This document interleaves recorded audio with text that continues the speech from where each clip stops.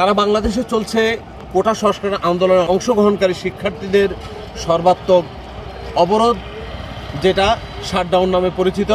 সেই শাটডাউনের অংশ হিসেবে আমরা এখন রয়েছি লক্ষ্মীপুরের রামগঞ্জ উপজেলার রামগঞ্জ কেন্দ্রীয় বাস টার্মিনালে।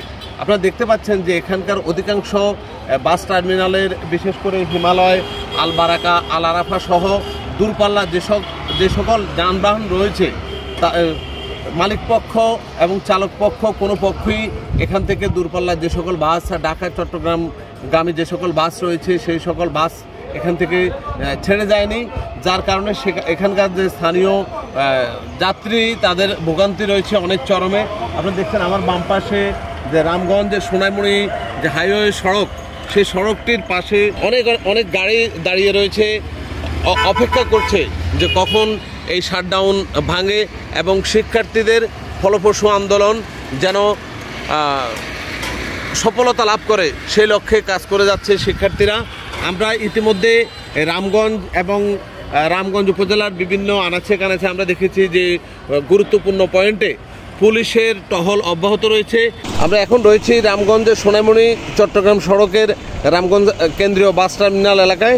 এখানে আপনারা দেখতে পাচ্ছেন আমার যে ক্যামেরার সামনে বিভিন্ন আলবারাকা এবং জননী পরিবহন, হিমালয় পরিবহন সহ বেশ কিছু গাড়ি সেখানে সারিবদ্ধভাবে রাখা হয়েছে, কেননা এখানকার মালিক পক্ষেও আমাদেরকে জানিয়েছেন যে তারা মূলত কোনো ধরনের রিস্ক নিতে তারা রাজি নয়, কারণ এখান থেকে গাড়ি ছেড়ে গেলেও রামগঞ্জ এবং ঢাকা চট্টগ্রামের যে হাইওয়ে সড়কের বিভিন্ন স্থানে প্রতিবন্ধকতা রয়েছে, সেই প্রতিবন্ধকতা এড়িয়ে ঢাকা এবং গন্তব্যস্থলে পৌঁছানো তাদের পক্ষে সম্ভব না, যার কারণেই তারা বিশেষ করে দূরপাল্লার গাড়িগুলো রামগঞ্জ থেকে ছেড়ে যায়নি। দেখছেন যে নোয়াখালীগামী যে সকল জননী পরিবহনের গাড়ি রয়েছে, নোয়াখালী, মাইজদি, সোমনি, সেই সকল গাড়ির রামগঞ্জ বাস টার্মিনালে গাড়িগুলো সারি সারি সাজানো রয়েছে।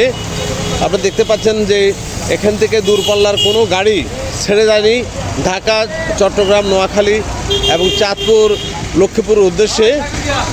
আমরা রয়েছি এখন রামগঞ্জ কেন্দ্রীয় বাস টার্মিনালে। ছোট ছোট গাড়ি, বিশেষ করে চৌমনি, বেগমগঞ্জ, নোয়াখালী, লক্ষ্মীপুর, হাজীগঞ্জগামী যে সকল গাড়ি, বড় গাড়ি যেহেতু চলে না,